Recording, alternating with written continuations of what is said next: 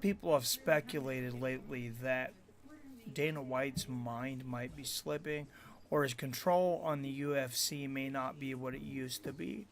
A lot of people are saying Lorenzo Fertitta is the one that kept him in check.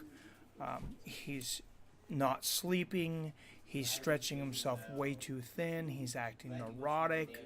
We've seen him, basically act manic and say crazy things. Throwing Mike Jackson under the bus for his performance against CM Punk when it was obviously his failure of not putting Alistair Overeem versus Curtis Blades on the main card. What do you expect? You can't put two 0-1 fighters on the main card of a pay-per-view and then blame it on the fighter that wins. That's insane.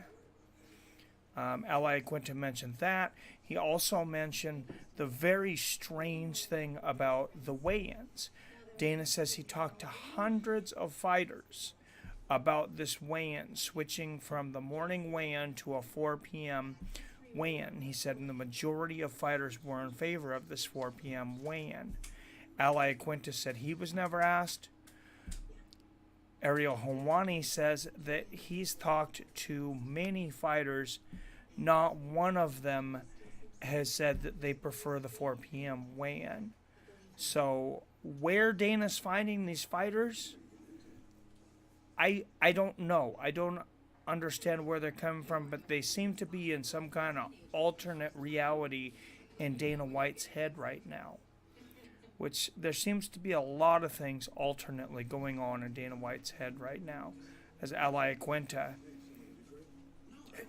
you can watch this interview. This is absolutely, he just absolutely takes pop shots at him. Here's a clip of the video. I'm weighing in the morning, so. Oh. Well, that was actually what I was getting to. Here we have last week Dana White saying that he's going to change it back to 4 o'clock. And I spoke to 10 fighters at the event. A bunch of them tweeted me. I've not spoken to one fighter who said. His sense of reality is gone. It's gone. It's shot. It's absolutely shot. It's scary. He's putting our health at risk. He's going to put the weigh-ins. So why did you move the weigh-ins in the first place? Because he wanted more exciting. In his mind, he wants more exciting fights. How are you going to get more exciting fights? Give the fighters more time to recover, right? Which is also beneficial to us because it's healthy. You know what I mean? It's healthy for us to replenish that. But then what he didn't realize is now people are not making weight more. So this actually was a bad move. Even though it's healthier for the fighters, we're going to move it back to the nighttime because he interviewed a million fighters. I haven't seen one that won it at night. So his sense of reality, you can't, it's almost like you do an interview with him now, it's not about the truth, it's about his agenda. So I'm weighing in the morning. It's all about him. It's about him. And if it's not about him, he wants to get right in there. It's not, he did great. You're out. He's got one foot out the door. Just go, man. No one, go. He's done. And I don't give a shit. I don't care. I know I can see. I'm going to say it. I think 50% of the people don't see it. 50% of the people are just too scared to say it. I think everyone's on board. It's like you just, I don't know. It ruins everything. It like a fight with Justin Gaethje. There should be no hesitation. It should just make it work, man. Make it fucking work, right? That's the fight you want to see. I want to see. I want to be in. They want to be in. Everyone wants to be a part of this thing. Fucking make it work, dude. Don't go out there on an interview. Don't go out on an interview and say, "Oh no, it's not happening." Make it work. You're the promoter. This is your job. Don't put freaking Alistair Overeem on the undercard because he can't sell pay-per-views when you're the promoter. You brought in a guy that it's like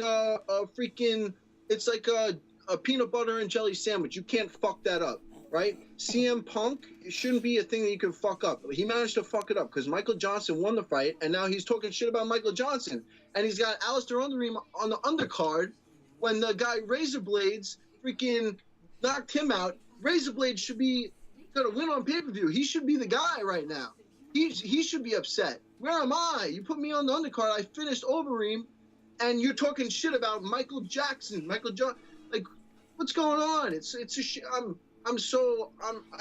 I love this sport so much. It kills me. I'm like, oh, I love the guy Razor. I thought, you knock out Alistair Overeem. That's what it's all about, man. That was crazy. Crazy.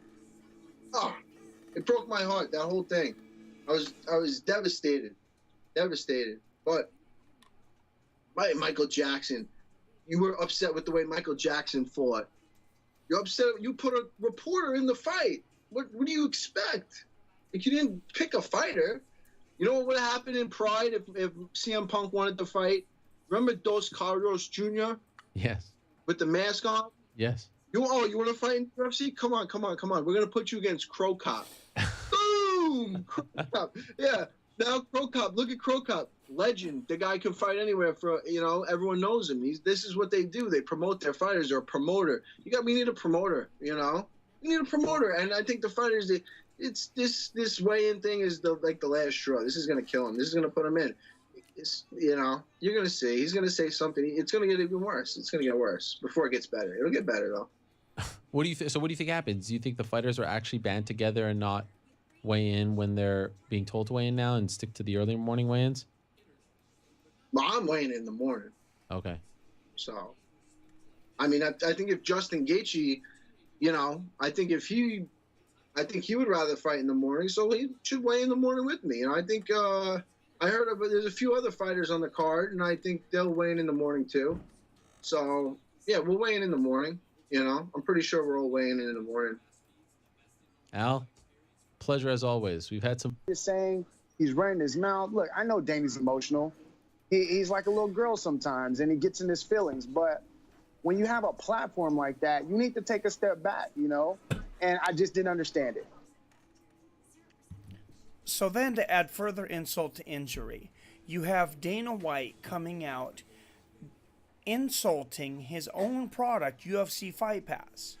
He's asking people to pay $9.99 a month, and then when he said CM Punk versus Mike Jackson was a horrible fight, he was upset with Mike Jackson for not finishing the fight. Even though he won, he wasn't upset with CM Punk for fighting like absolute garbage after 2 years of training. He looked like some guy that just walked off the street that never seen two people fight before. You're saying you should have put it on Fight Pass. You're insulting. How are you going to sell Fight Pass at $9.99 a month when you're telling people you're going to put crap on there? Now, Fight Pass is actually one of the best values in all of streaming TV. Especially if you're a freaking fight fan. Are you kidding me? Let's forget the live fights. So they have, the Dana White Contender Series. He's doing a great job with that. You can watch all the old Ultimate Fighters.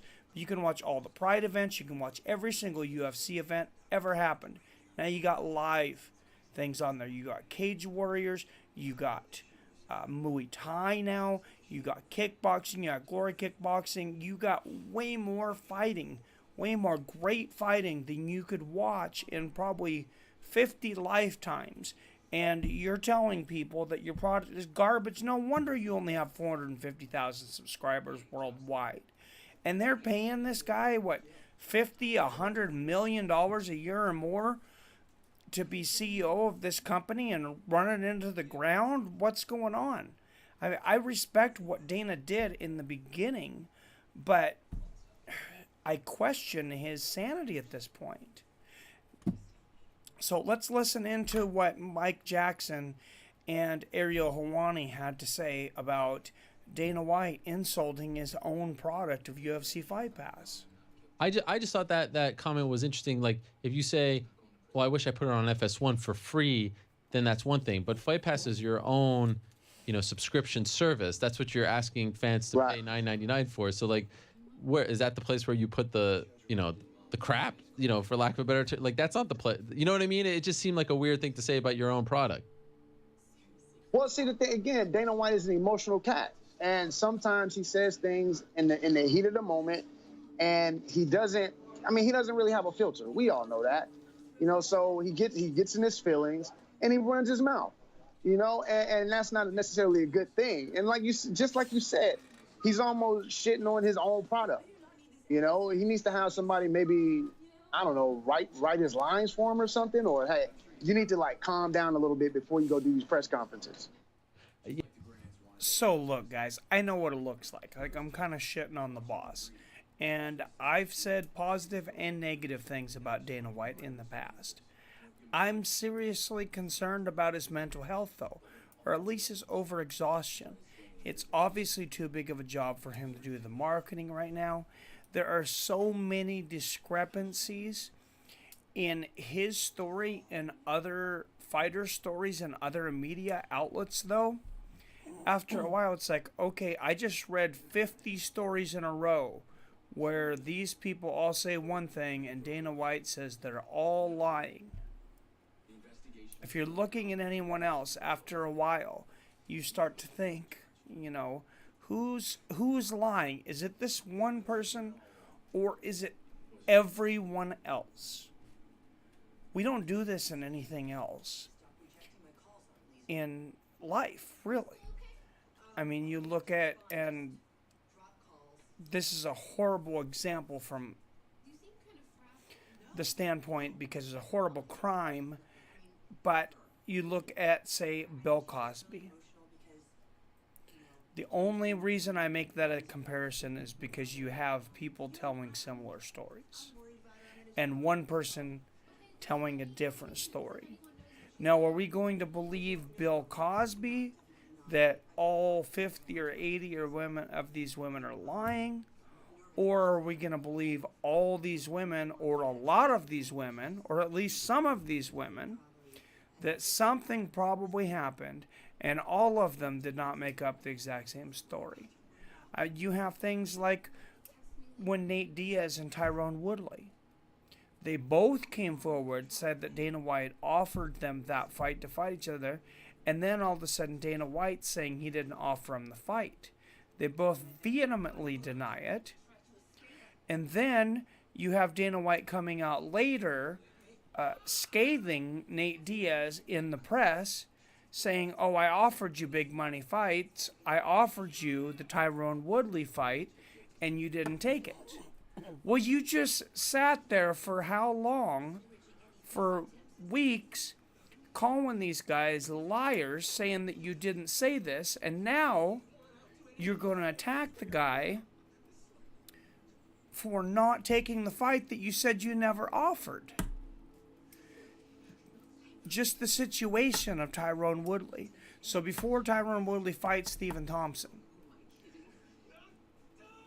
Dana told everyone what kind of fight it could be. He says these guys are two counter strikers. He says this could be a technician fight. There might not be a lot of strikes in this fight. Very technical fight. Then Tyrone Woodley wins once. It's a very close fight. Dana White has his complaints about it, but he books an immediate rematch. Tyrone Woodley wins again, and then Dana White comes out and complains how inactive Tyrone Woodley is during the fight. When he knew what kind of fight it was the first time, he told everybody what kind of fight it was. Then he was upset about what kind of fight it was. Then he goes and rebooks the exact same fight. I think the Fertitta brothers did a lot of things behind the scenes that a lot of us didn't see. And now it's only been, a year and a half since WME took over the UFC. And I'm not sure how much people are watching after Dana, except for on the corner situation. And that's, I have some inside information on that I really shouldn't go into. We'll say there are a few opinions in there outside of Dana, but for the most part, he gets a free run. And they're paying him $50 to $100 million a year, like I said, and you're not promoting fighters. It took forever to promote Stipe Miocic. You still didn't really promote him, and the guy's a real-life superhero. I mean, he's a firefighter. He's the heavyweight champion of the world. He has the record for most title defenses. Then you take this rookie out of wherever he came from, I can't remember, somewhere out of Africa, Francis Ngannou, and you promote him highly and favor him over your champion. To the point to where Stipe is a really nice guy. From everything I've seen and everybody I've talked to. And Stipe won't even let Dana put the belt around his waist, and I don't blame him. I don't blame him. You picked this other guy, this contender that you tried to push. You let live at the UFC facility. You marketed this guy. You hoped that he would beat your champion. And then you try to put the strap around your champion like you're all lovey-dovey. You cannot be biased. You cannot hope that certain guys can win when you're the owner and promoter. You got to have the best of the best. And it's like with Conor McGregor. It's like if Jose Aldo would have won, then Jose Aldo wins. If Khabib wins, then Khabib wins. You can't hope that Conor McGregor wins. Obviously, there's a lot more money in it if Conor McGregor wins. But Khabib has a decent following as well. But you have to run this for the most part like you're running it for the hardcore fans, because we're going to be here. We've been here and we've always been here. As long as you run an honest business, as long as if you run a hardcore business, the hardcore MMA fans will be there. The guys with valid skills, and you put on good fights with good matchmaking, and you don't try to sell us bullshit. And you don't lie to people. I think Dana needs to take more time off. I think he probably needs to sleep more. And maybe he needs to get some brain scans. I don't know. I'd like to know what you guys think. Am I overreacting? Like I said, I thought the weigh-ins thing was one of the biggest things. But, am I overreacting? Am I just shitting on the boss? I want to know what you guys think. Like I said, I will be streaming tomorrow, 5 p.m. Pacific, 8 p.m. Eastern, the Dana White Contender Series. So no hard feelings against Dana. I'm just worried about his brain. Make sure everything's okay up there, boss. All right? As always, I love you. I respect you. And I'll see you fine asses later.